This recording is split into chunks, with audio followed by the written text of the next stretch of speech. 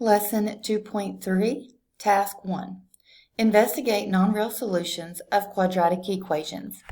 Previously, you found that there are no solutions of an equation ax squared equals c when c divided by a is less than 0. However, you learned to find the imaginary solutions by determining the square roots of a negative number. A softball player hits a softball into the air. The path of the softball is given by the function y equals negative 0.14 times x minus 10 squared plus 15, where x is the horizontal distance in meters the ball has traveled and y is the vertical distance in meters the ball is above the ground. All right, so you can see the equation here, and you can see the path that this ball has traveled. Okay, so it says use the graph of the function to answer parts A through C. So let's blow it up a little bit so it's a little easier to see the graph. For part A, it says, for above what values of x will the ball be 10 meters above the ground? All right, so vertical distance. So if we go here is 8 and 12, so 10 would be in the middle. So here's the first place, it would be at 10, and that would be at 4. And then if we continue over, the other place would be 16. So at 4 meters and 16 meters, this is when the ball would be 10 meters above the ground. For what values of x will the ball be 15 meters above the ground? All right, so here is 12, 14, 16, so 15 would be here in the middle. So that's going to be about 10 meters.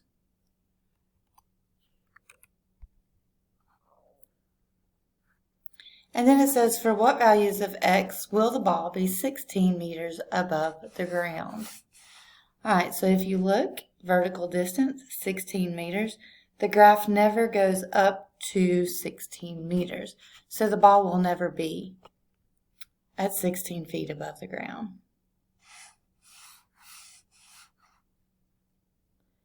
Well, I don't know why they changed it to feet, but that should say meters. This should say the ball will never be 16 meters above the ground. They've somehow got feet in there instead of meters, but that's okay. All right, substitute 16 for y in the equation. All right, so you would place 16 here. And it says, substitute 16 for y in the equation to represent when the ball is 16 meters above the ground. Then write the equation in the form 10x minus 10 squared equals c for a constant c. What type of number do you think the solutions will be? All right, so if you put 16 in here, then you're going to subtract 15, which is 1. Take 1 and divide it by this negative number here, and it's going to give you 2 non-real solutions. That's what put it in this form here. This form here means you had to subtract the 15 and divide by this number here. All right, so it says they went ahead and solved it and says the solutions of the equation are x equals this and this. Does this make sense in the context of this situation? And the answer is yes, there are 2 imaginary solutions here, and there's going to be no real answer with 16 for the y value because the ball never reaches 16 meters. So I would say yes. Let's see what it says here. They are both non-real solutions, which makes sense. Since the ball never reaches a height of 16 meters, there cannot be a real solution of this equation. All right, that's all for task 1. If you have any questions, let me know. Lesson 2.3, Task 2. Find complex solutions by completing the square. In a previous course, you used completing the square to solve quadratic equations when you could not use factoring. This method allows you to find irrational solutions. The same method will now allow you to find complex solutions of quadratic equations.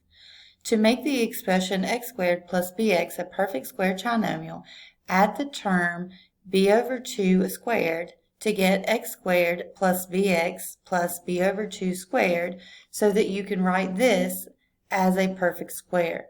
So if you have this form right here where the first and last term are both perfect squares and the middle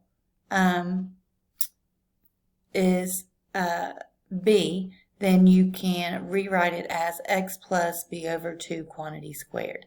So this would be a perfect square trinomial. Then this would be the factored form of that. When completing the square to solve quadratic equations, make sure to add the same number to both sides of the equation. All right, it says solve this by completing the square. All right, so let's look at the steps on how to do this.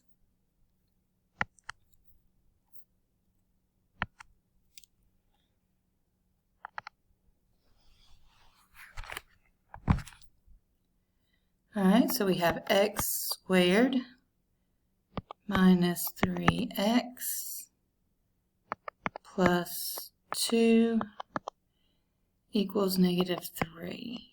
Now if you look, we started with this form and then we needed a perfect square. So the first thing we have to do is get just this first two terms by itself.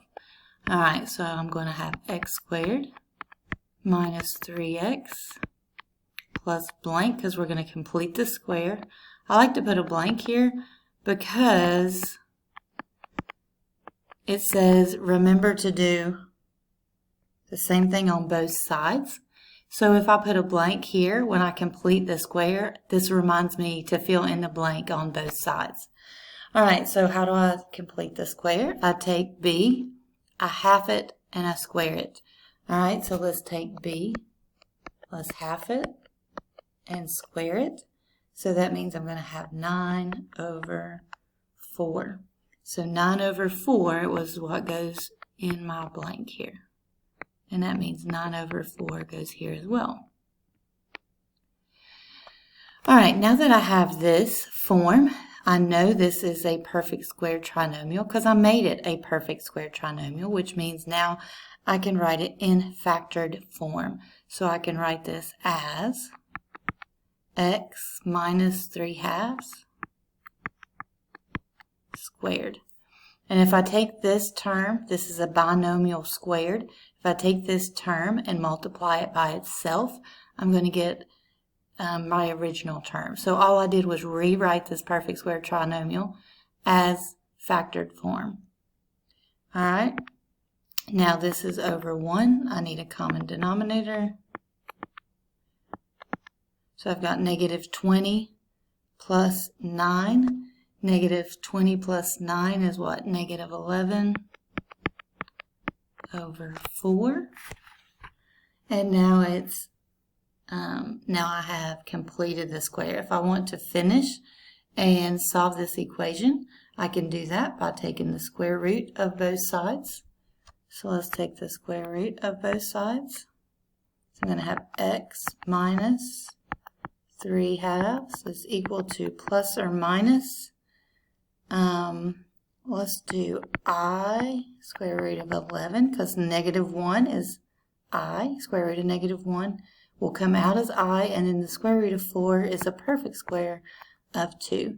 And then I can add 3 halves to both sides. So x equals 3 halves plus or minus I square roots of 11 over 2. And so that would give me my two solutions there. All right, so let's see what questions they have for us. All right, so it says, what property justifies adding 9 fourths to each side of the equation? All right, so that would be the addition property of equality, because if we have an equal sign, we have to add the same thing to both sides in order for it to still be equal or an equation. All right, so then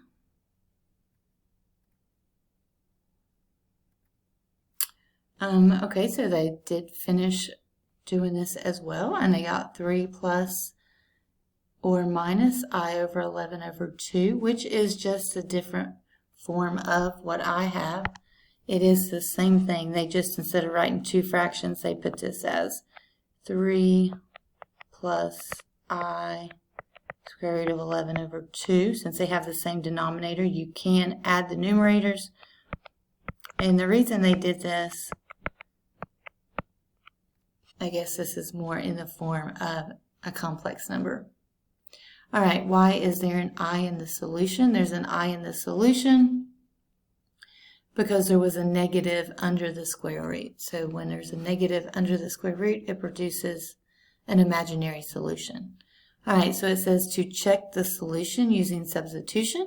All right, they're taking these two answers that we got and they plugged them back in for x here and solved. And when they did that, they got negative 3 equals negative 3 and negative 3 equals negative 3. So I'm not going to go through the process of doing that since they've done that here, but you should check your answers to make sure they work. And here they did work, so that means those are correct answers. All right, if you have any questions on task 2, please let me know.